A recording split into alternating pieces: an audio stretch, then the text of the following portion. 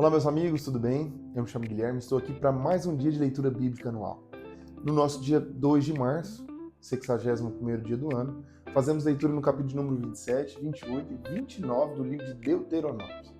E antes de darmos entrada nesse conteúdo, gostaria de pedir a você encarecidamente para que pudesse curtir, comentar e compartilhar esse nosso vídeo. O compartilhamento desse vídeo faz com que mais pessoas possam ser alcançadas por esse material maravilhoso. Bora pro vídeo?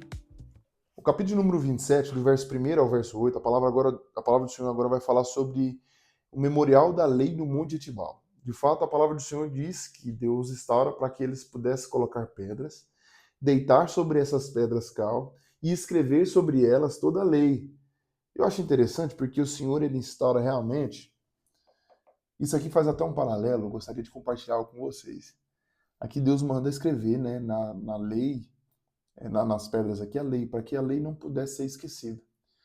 Quando a gente fala de lei e de pedra, não sei você, mas eu me recordo de uma passagem lá nos evangelhos em que Jesus está diante de uma mulher que cometera um pecado de adultério. A palavra do Senhor diz que os fariseus e saduceus levaram essa mulher, né, que fora pegada nesse ato pecaminoso, para que Jesus pudesse apontar qual seria de fato a sua pena, né, para que ela pudesse ser julgada. De acordo com a lei que estava escrita na pedra, essa mulher precisava realmente morrer, né? Quem cometia um adultério tinha que morrer. Mas de acordo com o que Jesus havia falado, né, quem não tivesse pecado que pudesse tirar a primeira pedra, e nós sabemos que essa mulher foi absolvida, né? Ou melhor dizendo, não é que ela foi absolvida, mas ela não foi assassinada, ela não foi realmente, não teve o seu pecado ali, né, objetivado com a pena de morte. Mas o que eu acho interessante não é nem isso, é pelo fato de que Jesus escrevia algo na areia, né? Alguns estudiosos falam que Jesus escrevia o nome daqueles que estavam ali para acusá-la. Outros estudiosos dizem que Jesus escrevia os pecados daquela pecadora. Mas o que eu acho interessante aqui é que, naquele momento, a lei não pesou sobre a vida daquela mulher.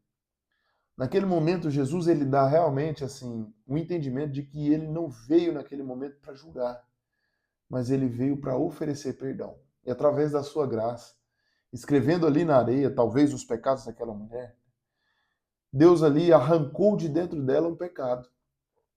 E ela compreendeu que, de fato, o Senhor a tinha livrado ali de ser assassinada, de ter o seu fim ali naquele momento. E uma observação o Senhor Jesus faz, olha, vai e não peques mais. Nós, para a glória de Deus, vivemos um tempo da graça, né? Mas isso não a torna realmente assim tão segura quanto a lei. Afinal, a palavra do Senhor diz que a consequência na lei era feita na hora, mas a graça ela nos permite realmente ter uma vida pela frente, mesmo com pecado, mas a consequência vem do mesmo jeito, né? A consequência do pecado vem. A palavra do Senhor diz que o salário do pecado é a morte. Voltando à nossa leitura, o Senhor manda cravar nas tábuas, nas pedras ali a lei para que o povo não se esquecesse, para que o povo ao ler ali e relesse, né, se lembrasse de fato que era necessário obedecer às leis. Ainda no verso número 27, a palavra do Senhor agora vai começar a detalhar as bênçãos de Deus, né? A palavra do Senhor vai falar sobre as bênçãos e as maldições. As bênçãos, elas seguem ali separadas para aqueles que obedecerem, né? Aqui, de fato, é Moisés preparando realmente para o seu grande discurso, né? Onde ele manda o povo escolher entre as bênçãos ou a maldição, e no final ele fala, olha, escolha as bênçãos para que vocês vivam e não as maldições para que não morram, né?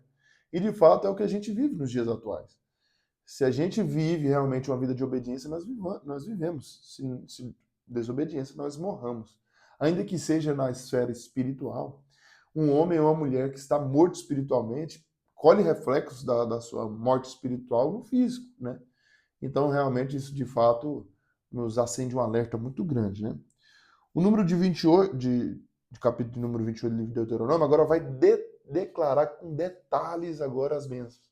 Ele vai começar a falar realmente os benefícios de obedecer, a maneira com que o Senhor separa para beneficiar aqueles que são obedientes, aqueles que estão realmente dispostos a fazer a vontade e o querer de Deus. Fala sobre a prosperidade com que aquele povo seria colocado, a vitória sobre todos os inimigos, sobre todos os empecilhos. Fala sobre a fertilidade em que tudo aquilo que eles colocassem as mãos, tanto na questão agrícola quanto nos negócios, e realmente eles seriam reconhecidos ali como um povo santo. Já na segunda parte do capítulo de número 28, a palavra do Senhor agora vai falar sobre os castigos das desobediências. E eu, lendo esse capítulo de número 28, eu tive um entendimento que realmente é um capítulo que fala mais sobre maldições do que sobre bênçãos. Não que o Senhor não tenha capacidade de nos abençoar mais do que as maldições que existem no mundo, muito pelo contrário. Mas o Senhor quis detalhar aqui, através da vida de Moisés, que as consequências para aquele que escolhe coisas ruins, para aquele que escolhe não obedecer ou não servir a Deus, são muito maiores, né? As consequências são gravíssimas, né? Grandiosíssimas. E o capítulo de número 29, agora, a palavra do Senhor fala mais uma vez em que o Senhor determina a restauração da aliança, né? Sobre o cimo do monte, né? Sobre cima da terra de Moab, a palavra do Senhor diz que mais uma vez agora Deus vai restaurar essa aliança, vai renovar essa aliança e os votos. E a palavra do Senhor diz que o povo dizia amém, né? Que o povo realmente concordava com tudo aquilo. Era como se fosse um discurso, Moisés falando de um lado, ó, a obediência vai ter benefício e desobediência vai ter realmente consequências ruins, e o povo concordando. Não, é isso mesmo, Moisés, é isso mesmo, e de fato a gente finaliza aqui esses 3 capítulos tendo esse entendimento. O povo agora tem a aliança renovada, né?